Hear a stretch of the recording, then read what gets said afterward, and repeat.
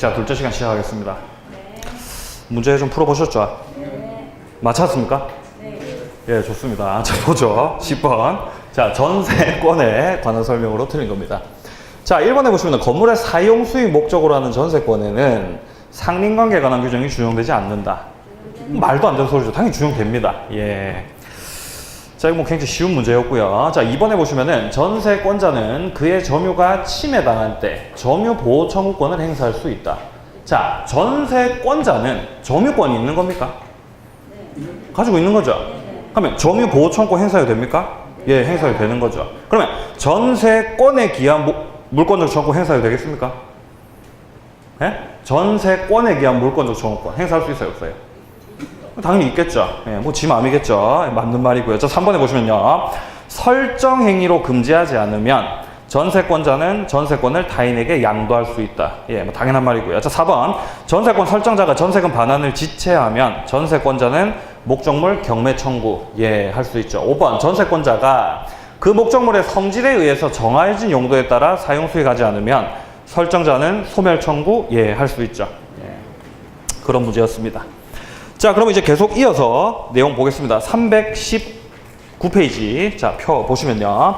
전세권 소멸의 효과 나와 있습니다.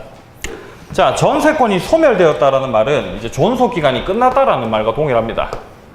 자, 갑과 을이 기존의 전세권 설정 계약을 체결해가지고 을이 이제 전세권자고, 자, 갑이 전세권 설정자일 때, 자, 이제 전세권이 이제 기간 만료로 인해서 소멸을 했기 때문에 먼저 이 전세권자는 설정자에게 해당 목적물을 반환해줘야 되겠죠. 자, 그리고 전세권 등기를 말소시켜줘야 되겠죠. 당연히 그렇지 않겠습니까? 끝났으니까요. 자, 그리고 설정자는 뭘 해줘야 됩니까? 전세금. 그렇죠. 전세금을 반환해야 되겠죠. 자, 이러한 양 당사자의 이러한 채무들, 이것들이 동시 이행 관계라는 겁니다. 자, 예를 들어서 전세권 설정자가 전세금을 들고 전세권자를 찾아갔어요. 내가 이제 전세금 반환할 테니까 목적물 나한테 돌려주시고 말소 등기하러 갑시다. 근데 이제 전세권자가 만약에 목적물 반환을 안 한다. 그러면 전세금 안 줄 수 있는 거죠. 동시행 관계이기 때문에 그렇습니다. 뭐 당연한 말이고요. 자, 그런 내용들이 나와 있죠. 책에 보시면요. 서설에 보시면요. 전세권이 소멸하게 되면은 전세권자는 목적 부동산 반환, 그 다음에 설정 등기 말소, 이런 두 가지 채무가 있게 되고, 설정자는 전세금 반환이라고 하는 채무가 발생하게 됩니다. 자, 그 다음에 또 쌍가로 이번에 보시면 이제 동시 이행 관계다라고 돼 있죠. 박스 밑에 동그라미 1번 둘째 줄 끝에 쪽에 보시면은, 자, 동시 이행 관계에 있다라고 되어 있습니다. 자, 그리고 그 밑에 동그라미 2번 보시면요. 자, 전세권자가 경매를 청구하려면 자신의 의무를 이행 또는 이행 제공해서 설정자를 이행 지체에 놓이게 해야 된다라고 되어 있죠. 자, 예를 들어서 지금 현재 전세권 계약이 끝이 났음에도 불구하고 아직도 설정자가 전세금을 반환하지 않고 있습니다. 자, 그런데 전세권자가 설정자에 대해서 해당 목적물을 경매를 넣기 위해서는 자신이 해야 될 이 채무 있죠. 이러한 채무들을 갑에게 다 이행을 해줘야 돼요. 얘가 나는 이행을 했는데 너는 이행을 안 했다. 자, 다시 한번. 나는 다 이행을 했는데 너는 아직 이행을 안 했다라는 말이 뭐냐면은 얘가 지금 현재 이행 지체라는 겁니다. 만약에 전세권자가 경매를 들어가려고 하는데 지도 목적물 반환 안 하고 등기를 말소시켜주지 않은 상태라고 한다면은 양 채무가 동시 이행 관계이기 때문에 이행 지체에 빠지지 않습니다, 갑이. 제 말 무슨 말인지 이해되세요? 그렇다라는 말은 경매를 들어갈 수 없다라는 거예요. 자, 따라서 전세권자가 경매를 들어가기 위해서는 자신의 채무를 다 이행을 해서 설정자 값을 이행 지체에 빠뜨려야 됩니다. 제 말 무슨 말인지 이해되시죠? 자, 그런데 여기서 제가 말씀드리고 싶은 거는 우리가 나중에 특별법에서 하게 되는 자, 예를 들어서 을이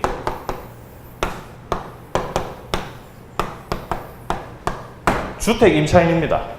이 주택 임차인이 임대인이 보증금을 반환을 안 하니까 안 되겠다. 경매 들어가야 되겠다. 자, 근데 이때 경매 들어갈 때는 자신의 채무, 즉 다시 말해서 목적물 반환이라고 하는 채무 있죠. 이게 정상적인 이런 상황이라고 한다면은 목적물 반환하고 등기 말소까지 다 시켜줘야지만이 경매를 넣을 수가 있는데, 이 경우 같은 경우 주택 임차인 같은 경우는 목적물을 반환하지 않고도 경매를 들어갈 수가 있어요. 자, 다시 한번 주택 임차인은 목적물 반환하지 않고도 경매를 들어가실 수가 있다고요. 이게 우리 책에 어떤 식으로 나왔습니까? 반대급부의 이행이나 이행의 제공을 집행 개시의 요건으로 하지 아니한다라는 말 기억하세요 혹시? 예, 기억이 안 나신다면은 나중에 특별법에서 하면 되니까 지금 그냥 들어 놓으십시오. 어쨌든 이런 차이가 있습니다. 자, 계속 책 보겠습니다. 자, 그 다음 이제 동그라미 3번에 보시면요, 둘째 줄에 중간 정도 보시면은 점유 사용에 따른 차임 상당액, 그리고 전세금에 대한 이자 상당액, 이거 서로 대가 관계라는 거예요. 서로 지금 채무를 이행하지 않고 있는 상태라고 한다면은 여기에 있어서 전세권자가 해당 목적물을 계속 점유하면서 사용을 하게 되니까 이제 이득을 취하는 거죠. 하지만 설정자도 마찬가지죠. 전세금을 안 주니까 그에 대해서 이자가 발생하겠죠. 그게 서로 대가관계라는 거예요. 이해되시죠? 예, 그런 표현이고요. 동그라미 3번이. 자, 그 다음에 이제 밑으로 내려오셔가지고 쌍가로 3번에 보시면요, 자, 우선 면제권, 경매 청구권 나와 있습니다. 예, 이전에 계속 했었으니까 한번 또 읽고 넘어갈게요. 동그라미 1번에 설정자가 전세금 반환 지체하면은 전세권자는 자, 경매 신청할 수 있고 우선 면제받을 권리가 있다, 예, 라고 되어 있고요.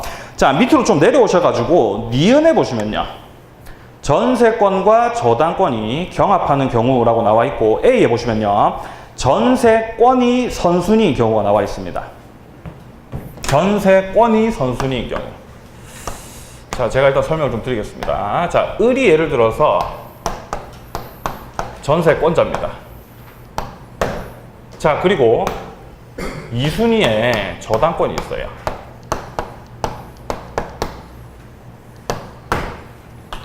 자, 이런 상태에서 갑이 현재 돈을 못 갚는 상황이 돼서 저당권자가 경매를 들어갔습니다. 그러면 1순위에 있었던 이 전세권 소멸됩니까? 소멸 안 됩니까? 예, 소멸 안 되죠. 이런 경우에 전세권자는 나는 존속기간 동안에 계속 전세 살 거다라고 하는 전세권을 계속적으로 주장을 할 수도 있고, 아니면은 경매 절차에 참가를 해가지고 배당을 받을 수도 있습니다. 이 두 가지를 선택해서 주장을 하는 거예요, 전세권자가. 왜냐하면 1순위니까요. 이해되세요? 뭔 말인지? 예, 계속 살아도 되고 밖으로 나가도 됩니다. 자, 그런데 만약에 전세권자가 만약에 경매를 들어갔다. 그 말인즉슨 나는 배당 참여해서 돈 받고 나갈 거라는 의사가 포함되어 있는 거죠. 그런 경우는 이제 뭐 다 소멸되는 거겠죠. 자, 그런데 자, 만약에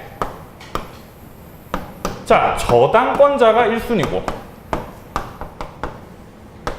2순위에 전세권이 들어와 있다.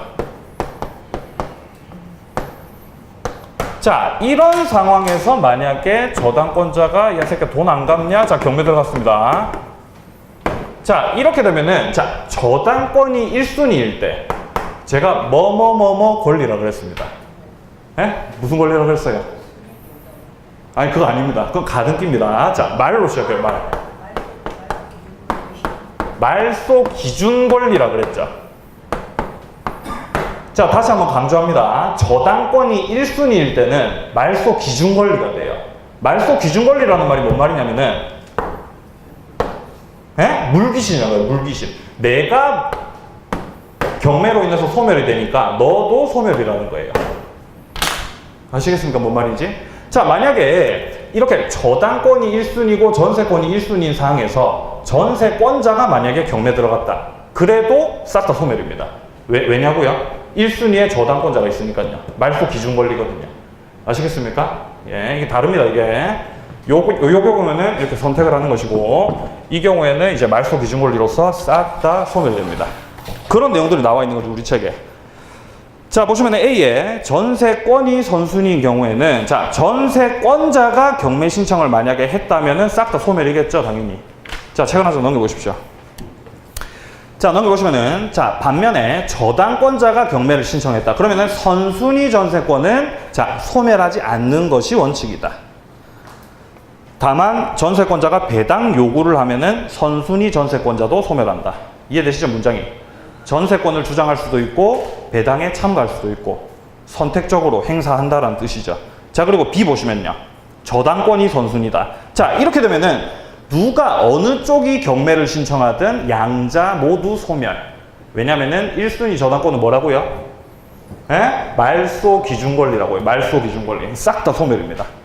배당 순위는 설정 등기 선우에 의한다 라고 되어 있습니다.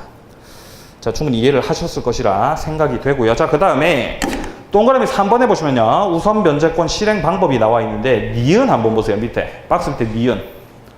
니은에 보시면은 목적물의 일부에 대한 전세권이다. 자, 목적물의 일부에 대한 전세권이다라는 말이 뭔 말이냐면은 예를 들어서 빌라가 있는데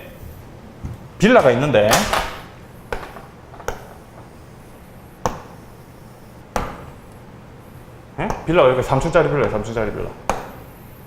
이렇게 돼 있어요. 101호, 102호 이런 식으로. 자, 그런데 전세권자가 102호에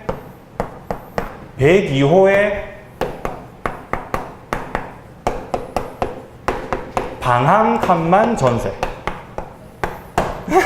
102호에 방 한 칸만, 이 됩니까, 이런 거? 돼요, 안 돼요? 되죠? 일부에 된다, 안 된다? 된다고요. 자, 그런데 만약에 을이라고 하는 놈이 102호에 방 한 칸만 전세를 얻고 사는 놈인데 보증금, 자, 전세금을 못 받았다고 해서 이 전체를 갖다가 경매 청구할 수 있을까요, 없을까요? 당연히 안 되는 거예요, 안 되는 거예요. 네? 너는 일부 전세권자니까요. 아시겠습니까? 자, 이렇게 목적물의 일부에 대해서만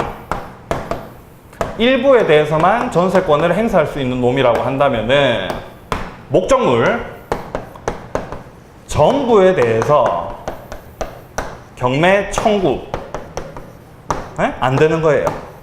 자, 하지만 주의를 해 두셔야 되는 게 목적물 전부에 대해서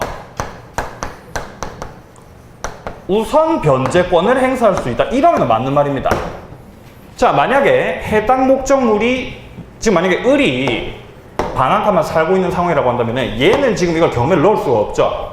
근데 만약에 다른 저당권자가 경매를 넣었습니다. 그럼 얘는 배당에 참가를 할 수가 있죠, 을은. 그런 경우에는 순위에 의해서 전부에 대해서 우선 변제권의 행사를 할 수가 있다 이 말입니다. 이해되시죠? 잘 정리하시기 바랍니다. 예. 자, 그 다음에 또 어디를 보시면 되냐면요. 밑으로 쭉 내려옵니다. 쌍가로 4번에 보시면요. 전세권자의 원상회복 의무, 부속물 수거권, 부속물 매수 청구권이 있는데 우리는 부속물 매수 청구권 보겠습니다. 박스 밑에 동그라미 2번 한번 보십시오. 부속물 매수 청구권. 자, 보시면 일단 니은에 먼저 보시면요. 설정자의 부속물 매수 청구권 가능하고 오른쪽 페이지에 디귿에 전세권자의 부속물 매수 청구도 가능합니다. 자, 그런데 다만 전세권자가 부속물 매수 청구를 하려면은 설정자 동의를 얻어서 부속을 시키거나 아니면은 설정자로부터 산 부속물이어야 된다라는 겁니다. 여기서 부속물이라고 하는 게 어렵게 생각하지 마시고 증축을 생각하세요. 증축.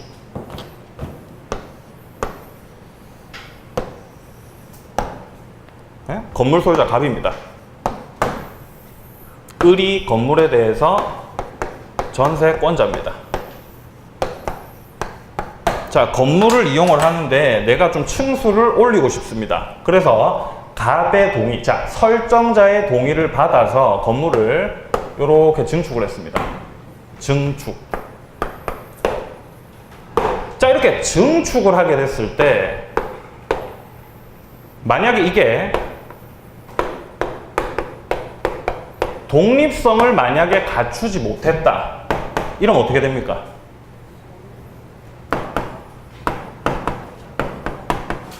부합돼 버리죠. 네? 부합됩니다. 이건 갑이 먹는 거예요. 자, 그런데 만약에 독립성을 갖추었다, 그럼 부합이 된다, 안 된다?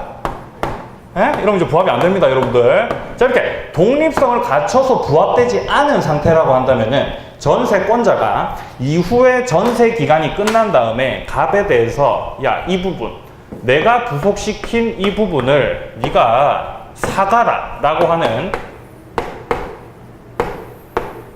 부속물 매수 청구, 이게 가능하다라는 겁니다. 이해되시죠? 뭔 말인지. 자, 그런데 주의하실 거는 이 부속물 매수 청구가 전세권자만 할 수 있는 게 아니라 설정자도 할 수가 있다라는 거예요. 네가 팔고 가라는 거죠. 봐두시고요. 자, 그 다음에 이제 밑으로 좀 내려옵니다. 쌍가로 5번 한번 보세요. 유익비 상환 청구 나와 있죠. 봐두시면 되겠습니다. 박스 밑에 필요비 상환 청구 안 되지만 유익비 상환 청구는 된다라고 하는 거 구분을 좀 해 놓으시면 되겠습니다. 자, 그러면 이제 예제 8번 한번 보죠. 어떻게 나왔는지 26회 때 문제입니다.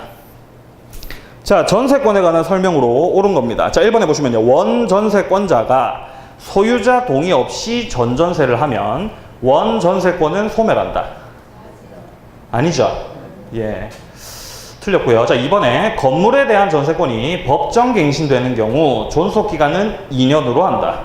기간은 전함이 없다 그랬습니다. 예, 좋습니다. 3번 제3자가 불법 점유하는 건물에 대해서 용익 목적으로 전세권을 취득한 자는 제3자를 상대로 건물의 인도를 청구할 수 있다.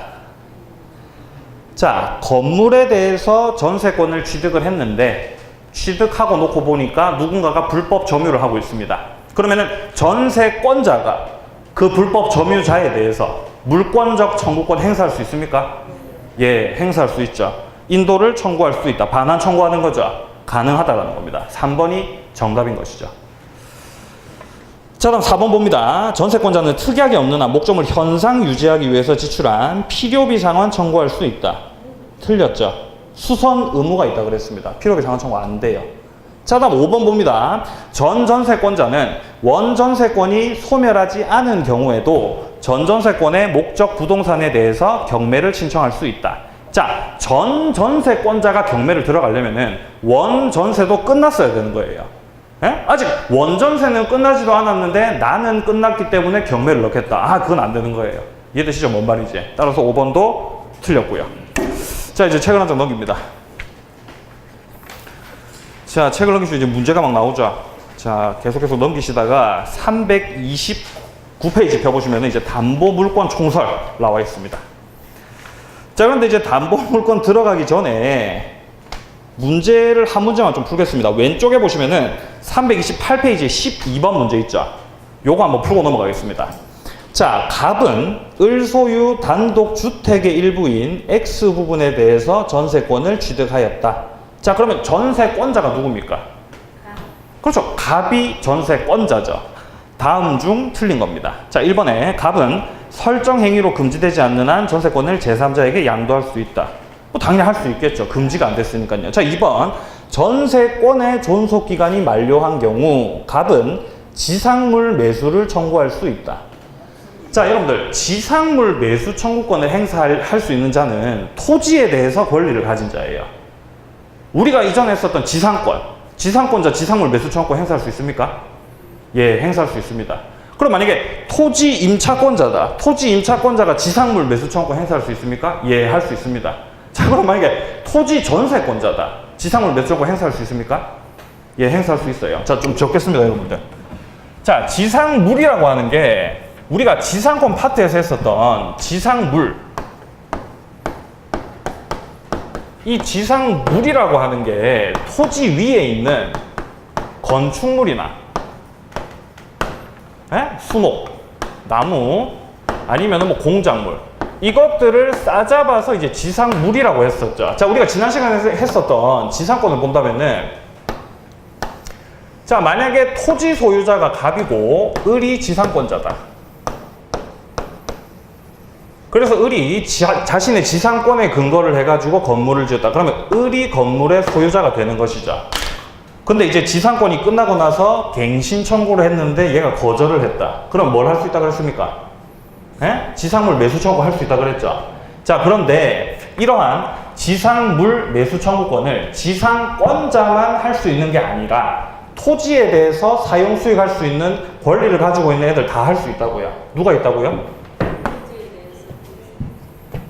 토지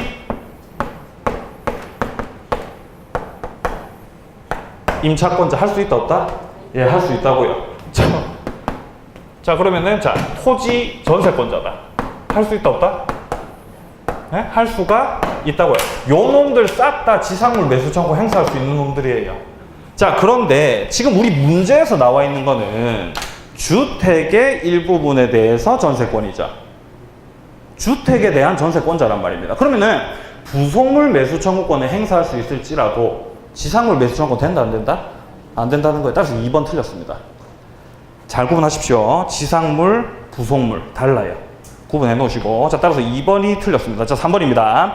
갑의 전세권 존속기간이 만료한 경우 전세권 용익물권적 권능은 소멸한다. 뭐 당연한 말이죠.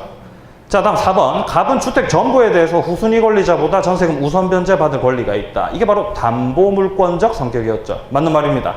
자, 5번. 을이 전세금 반환을 지체한 경우 갑은 X 부분이 아닌 나머지 주택 부분에 대해서 경매를 청구할 수 없다. 예, 없죠. 예, 너는 일부니까요. 예, 따라서 답은 2번이었습니다. 자, 이렇게 해서 용익 물권까지 이제 정리를 해 봤고요.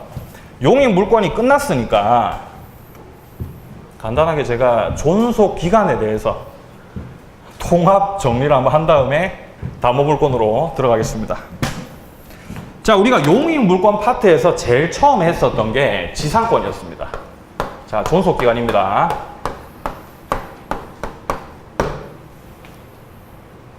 지상권. 자, 지상권의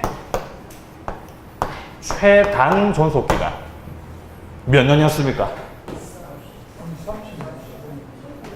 30년입니까? 5년짜리도 있었습니까? 15년짜리도 있었습니까? 자, 석조, 석회조, 연화조, 기타 유사한 자, 견고한 건물은 30년이었고요. 그 이외의 건물들은 15년이었고 기타 공작물은 5년이었습니다. 예, 30년, 15년, 5년이었죠. 자, 그러면은 최장 존속 기간은요? 예? 없죠? 예, 좋습니다. 영구 무한의 지상권도 가능하다. 기억하십니까? 자, 그러면 이제 지상권 다음에 나오는 자, 전세권입니다. 이거 뭐 방금 했으니까 기억하시겠죠? 최단 존속 기간 1년이죠. 하지만 주의를 하셔야 되는 게 그렇죠. 건물에 대해서만 최단 존속 기간이 존재한다 그랬습니다. 최장은요? 10년. 그렇죠. 10년이었습니다. 좋습니다. 자, 그리고 나서 민법에 나오는 민법상 임대차 최단 존속 기간 몇 년일까요? 없어요? 1년. 찍지 마세요. 없습니다. 없습니다. 자, 그리고 최장 없어요. 자, 이 최장, 임대차의 최장 같은 경우는 원래는 이제 10년이라고 있었는데 지금은 아직 법이 남아 있습니다. 하지만 헌재에서 판결이 떨어졌기 때문에 그 법이 사실상 폐지가 됐어요. 네, 따라서 없다라고 하셔야 되는 거예요. 자, 그러면은 주택임대차 보호법상의 주택임대차 최단 존속기간 왜 없습니까? 2년입니다. 2년? 예. 자, 최장은요? 예? 아, 최장 없어요. 없어요. 자, 그럼 상가는요? 상가. 예, 그렇죠. 예, 상가 1년입니다. 좋습니다. 그리고 최장은 없어요. 예, 맞습니다. 예, 이렇게 존속기간을 정리를 좀 해놓으십시오. 방금 우리가 했었던 소멸 통고, 그 다음에 법정 갱신됐을 때의 기간, 혹은 이런 존속 기간, 이런 것들은 그냥 숫자를 딱 여러분들 외우고 계시면은 객관식 문제 풀 때 굉장히 도움이 됩니다. 만약에 그게 맞는 문장이라고 한다면 확실하게 제낄 수가 있는 것이고, 옳은 거를 찾아야 되는 상황이라고 한다면 바로 찍고 넘어갈 수가 있는 거예요. 비교적 분명하잖아요, 이거는. 네, 그렇기 때문에 반드시 암기를 하고 계셔야 되겠습니다. 자, 일단 암기하실 때 최장 존속기간이 전세권 빼고는 싹 다 없어요. 그렇죠? 예. 그리고 지상권, 전세권, 예, 각각 좀 비교를 해서 좀 봐두시고, 그 다음에 이제 주택이 2년이 되는 거에 대해서 제가 누누이 강조를 드리지만, 여기에 이자가 있다 그랬죠? 예? 이 이자 보입니까? 예? 이 이자 보이세요, 이렇게? 예, 그러니까 2년인 거예요, 주택은요. 그러니까 얘는 애초에 법이 출발할 때부터 2년이 될 수밖에 없었어요. 그렇지 않겠습니까? 그 상가는요? 예? 상가 일자 보이세요? 일자 보입니까? 안 보입니까? 보이시죠? 예, 이거 뭐 굳이 그리지 않겠습니다. 예, 두 개나 보이네요, 두 개나. 예. 어쨌든 이런 식으로 좀 암기를 해주시기 바랍니다. 자, 그럼 이제 본격적으로 이제 담보물권 들어가 보도록 하겠습니다. 자, 329페이지 보시면은 중간에 네모 2번 보이시죠? 담보물권 나와 있습니다. 자, 거기서 이 페이지는 뭐 크게 보실 게 없고, 밑에 조금 내려와 보시면은 쌍가루 1번의 전형 담보라고 해서 동그라미 2번에 자, 유치권, 질권, 저당권이 이에 해당한다 라고 되어 있습니다. 우리 민법에 규정된 담보물권은 이렇게 세 가지가 있습니다. 하지만 여기서 질권은 우리 시험 범위가 아니라고 했어요. 따라서 우리는 유치권, 저당권만 정리하시면 되겠습니다. 자, 그리고 이 중에서도 자, 유치권은 법정 담보물권에 해당한다. 이거 좀 봐두시고요. 여기서 말하는 이 법정 담보 물권이라고 하는 거는 법에서 정해진 요건만 갖추게 되면은 자동적으로 취득을 하게 되는 그런 담보 물권이라는 뜻입니다. 그게 이제 유치권이에요. 자, 책 넘기시고요. 자, 넘겨보시면은 담보 물권의 공통된 특성 나와 있습니다. 자, 제일 처음에 나와 있는 게 수반성이죠, 수반성. 아, 부종성부터 나와 있네요. 자, 부종성. 자, 여기서 나와 있는 이 부종성이나 수반성이나 그 의미가 거의 동일하기 때문에 뭐 거의 같게 보셔도 무방합니다만, 일단 우리 책에는 차이를 두고 설명하고 있기 때문에 설명드리면요. 일단 이 부종성이라고 하는 거는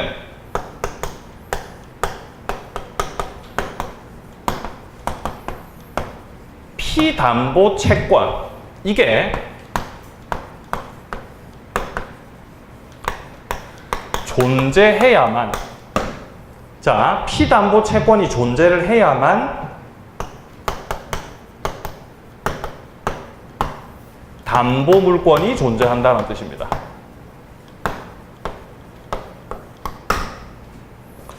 일단 이 피담보 채권이라는 말을 어렵게 생각하지 마시고 그냥 채권으로 보셔도 무방해요. 채권.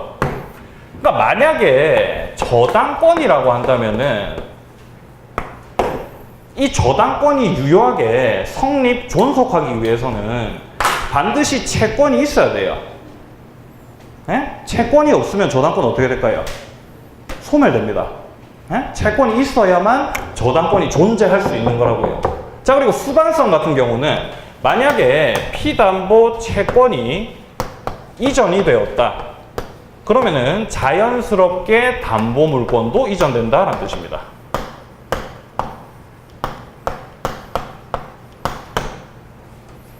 그러니까 이렇게 부종성, 수반성을 묶어서 우리가 함께 생각을 해봤을 때 피담보 채권과 담보 물권,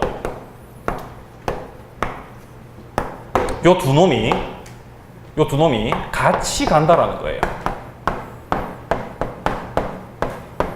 에? 마치 부부처럼 같이 간다라는 거예요.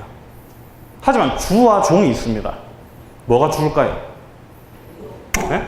뭐가 주일까요? 네, 채권이 주입니다.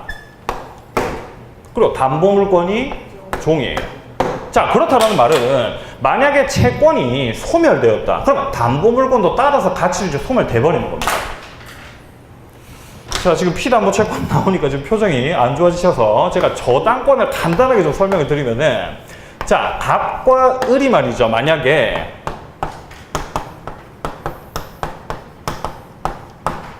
금전 소비 대차 계약을 체결을 했다.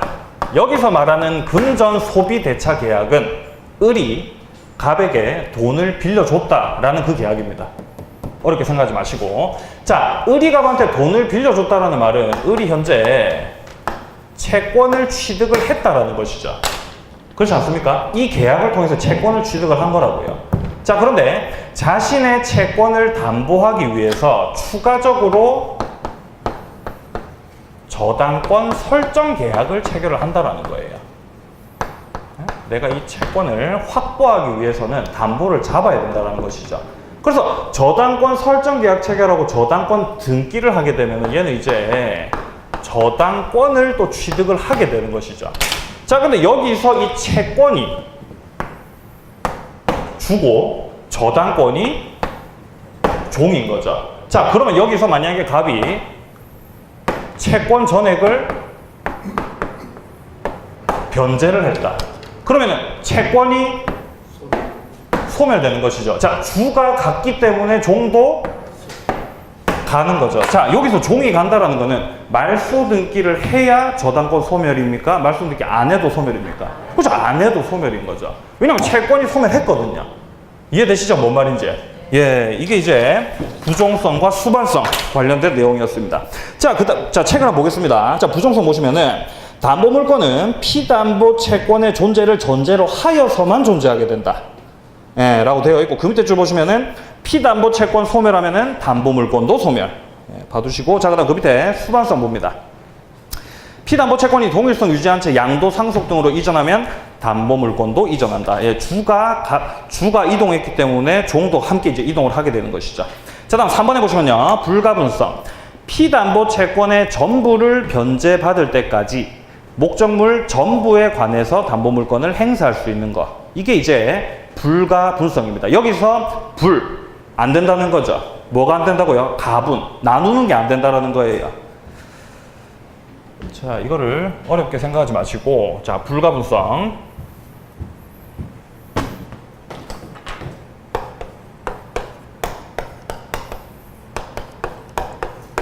네, 이 자체의 의미는 할 수 없다는 겁니다. 가분, 나눌 수가 없다는 거예요. 자, 채권 전액에 대해서 변제가 안 되면은 목적물 전부에 대해서 담보물권도 소멸하지 않는다라는 뜻입니다. 자, 이게 무슨 말이냐면은 예를 들어서 자, 이렇게 주택이 이렇게 있습니다. 네? 주택이 이렇게 있어요. 이 주택이 갑 거예요, 갑 거. 그리고 을이 저당권자입니다. 자, 갑에게 돈을 예를 들어서 한 1억 정도를 빌려줬어요. 1억을. 자, 그런데 만약에 갑이 변제를 했습니다. 자, 변제를 하긴 했는데 만약에 7천만 원에 대해서만 변제를 했어요. 일부만 변제했어요. 자, 이렇게 7천을 변제를 해놓고 자, 저당권자를 찾아가가지고 제가 지금 7천이라도 변제를 했으니까 이 지붕에 대해서만 경매를 넣으라고 하는 거예요. 저당권자한테. 에? 그거 되겠어요? 안 되겠어요? 안 되겠죠, 당연히. 에? 이게 불가분성입니다. 불가분성. 자, 네가 전액을 변제할 때까지는 나는 네가 갖고 있는 이 주택 전부에 대해서 저당권의 효력을 주장할 수가 있어. 이게 이제 불가분성입니다. 이해되시죠? 뭔 말인지? 예, 좋습니다. 자, 그 다음에 그 밑에 보시면요. 물상대위성 나와 있습니다. 자, 물상대위성은 둘째 줄에 보시면은 자, 보험금, 보상금. 이게 이제 물상대위권 행사를 통해서 효력을 주장할 수 있는 것들이죠. 예. 자, 그 밑에 세 번째 줄 보시면요. 담보물권은 그 목적물에 가름하는 금전 기타의 물건에 대해서도 그대로 존속한다라고 되어 있습니다. 물상대위성 이건 아주 중요합니다, 여러분들. 예, 중요합니다. 자, 예를 들어서 자, 갑이 있습니다. 그리고 을이 저당권자입니다. 자신의 주택에 대해서 저당권을 설정을 했습니다. 자, 그런데 이 주택이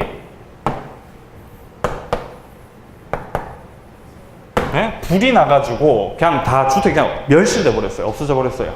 그러면 저당권 어떻게 됩니까? 네? 소멸됩니까? 네, 소멸돼요. 일단 소멸된다고 하셔야 되는 거예요. 목적물이 멸실되면 저당권 소멸한다 안 한다? 네, 소멸한다고요. 자, 그런데 다만 만약에 갑이 보험을 들어놨다면 이 보험회사에서 갑한테 뭘 주겠어요? 보험금을 지급을 하겠죠. 예, 이렇게 보험금에 대해서 이렇게 보험금이 존재를 하게 된다고 한다면은 이 저당권자의 저당권은 소멸하지 않고 이 보험금에 대해서 자신의 저당권의 효력을 주장할 수가 있는 것이죠. 이게 바로 물상대위권입니다. 예, 우리 시험에 나오는 가장 대표적인 게 이제 보험금 아니면은 뭐 토지가 만약에 뭐 수용이 됐다, 보상금 뭐 이런 것들이죠. 예, 기억을 해 놓으시기 바랍니다. 자, 이렇게 해서 이제 담보물권의 공통된 특성들에 대해서 제가 좀 설명을 드렸고, 오른쪽 페이지에 보시면 이제 유치권 나와 있습니다. 331페이지입니다. 자, 유치권 의 먼저 한번 볼게요. 자, 유치권이라고 하는 거는 타인의 물건, 유가증권 이런 거 보지 마세요. 예? 유가증권 우리 시험 범위 아닙니다. 자, 타인의 물건을 점유한 자가, 유가증권 무시하고 있겠습니다. 물건을 점유한 자가 그 물건에 관해서 생긴 채권을 가지는 경우에 채권을 변제받을 때까지 그 물건을 유치할 수 있는 권리를 말한다 라고 되어 있습니다. 자, 변제를 받을 때까지 목적물을 유치한다 라고 하네요. 자, 그러면 유치라는 말이 뭔 말일까요? 유치. 예? 뭐 유치하다 할 때 그 유치입니까? 자, 여기서 말하는 이 유치라고 하는 표현은 보관한다는 거예요. 보관한다. 예? 보관한다. 자, 예를 들어서 우리가 유치장을 한번 생각해 보세요. 유치장.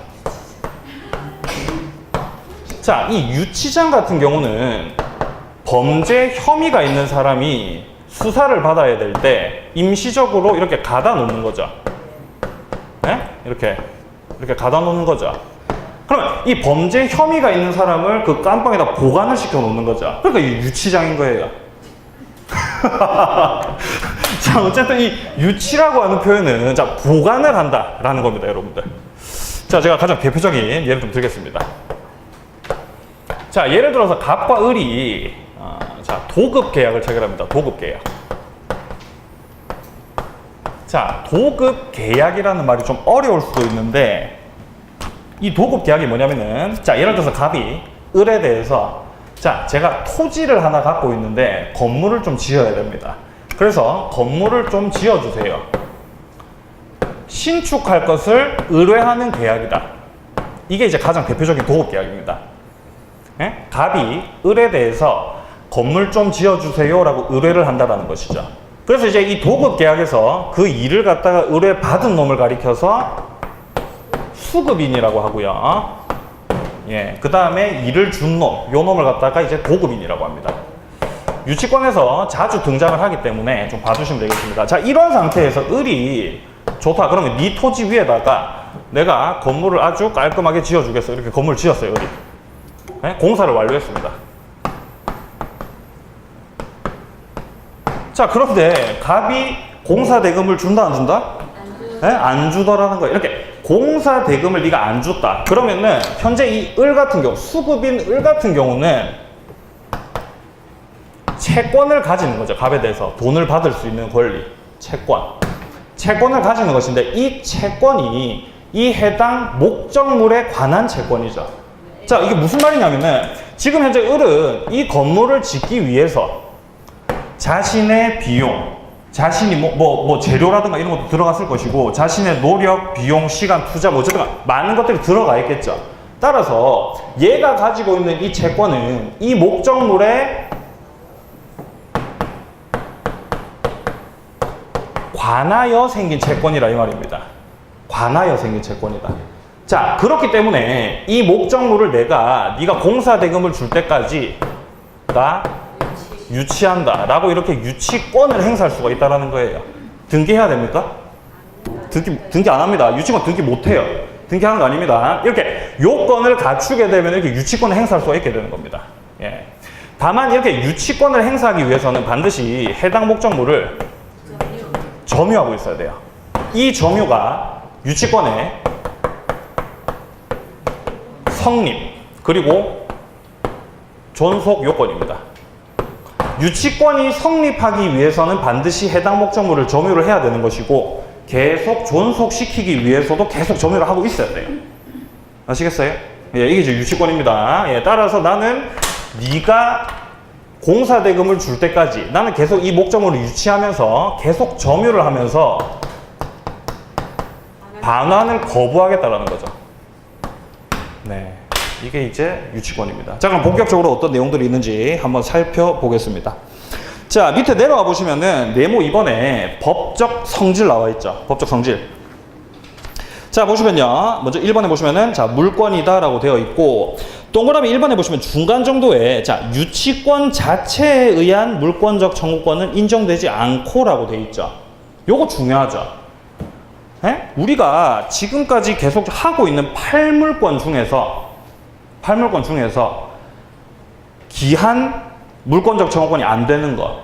유치권 유일합니다. 에? 소유권에 기한 물권적 청구권 되죠. 점유권에 기한 물권적 청구권도 돼요. 전세권 돼요. 에? 뭐 지역권에 기한 물권적 청구 됩니다. 물론 뭐 반환 청구는 안 되지만요. 전세권도 되고 질권도 되고 저당권도 되고 다 돼요. 근데 유치권은 된다 안 된다? 안 된다. 기억해 두셔야 됩니다. 예. 따라서 유치권자는 점유권에 의한 물권적 청구권만 된다라고 하는 거 봐두시고요. 책을 한 장 넘겨보시면은 동그라미 2번 한번 보세요. 중간 정도에 보시면은 점유의 계속은 유치권의 존속 요건이다. 따라서 점유를 잃으면 유치권도 소멸입니다. 예, 계속 점유하고 있어야 돼요. 자, 그리고 그 밑에 법정 담보 물권이다 라고 되어 있습니다. 동그라미 1번 보시면은 법정 담보 물권이기 때문에 일정한 요건을 갖추게 되면은 당연히 취득하게 되는 겁니다. 따라서 등기를 할 필요가 없고 할 수도 없습니다. 자, 그리고 이거 좀 중요합니다. 그 밑에 쌍가루 2번에 한번 보시면요. 1번에 자, 경매권은 있지만 우선 변제효는 없다라고 되어 있죠. 자, 우선 변제권이 없대요. 유치권은. 자, 이거 좀 특이합니다. 자, 유치권이라고 하는 놈은 자, 만약에 갑이 공사대금을 계속 안 주면은 이 해당 건물에 대해서 유치권자가 경매 청구 할 수 있습니다. 경매를 넣을 수가 있어요. 자, 근데 다만 문제는 경매가 들어갔을 때 우선 변제권 행사 이게 안 된다는 거예요. 자, 이게 왜 그러냐면은 유치권자는 물상 대위권이 없거든요. 물상 대위권이 없기 때문에 우선 변제권 행사도 안 되는 거예요. 물상 대위권이 뭡니까? 목적물이 그 가치가 남아있는 상태로 돈으로 바뀌었다 하더라도 그에 대해서 행사할 수 있는 게 물상 대위권이죠. 근데 유치권에 그게 없는 거예요. 이 건물이 만약에 뭡니까? 경매에 들어갔다. 그렇다라는 말은 이 건물의 가치가 이제 그 경락 대금이라는 가치로 바뀌게 되죠. 에? 돈이라는 가치로 바뀌게 되잖아요. 그에 대해서 행사를 할 수가 없다라는 거예요. 따라서 너는 우선 변제권도 행사할 수가 없다는 겁니다. 자, 따라서 유치권자는 우물이 없는 거죠. 예? 예, 우물이 없습니다. 유치권자 정확히 기억을 해 놓으시고요. 자, 이런 내용이었고, 자, 그다음 그 밑에 내려가 보시면 이제 유치권의 성립 요건 나와 있죠. 예, 요거부터는 좀 애매하기 때문에 잠깐 쉬었다가 해야 될 것 같은데. 그냥 쉬지 마시고 아까 전세권 문제 한 개 풀었었죠. 얘가 문제를 풀 게 없기 때문에 그냥 쉬시기 바랍니다. 쉬겠습니다.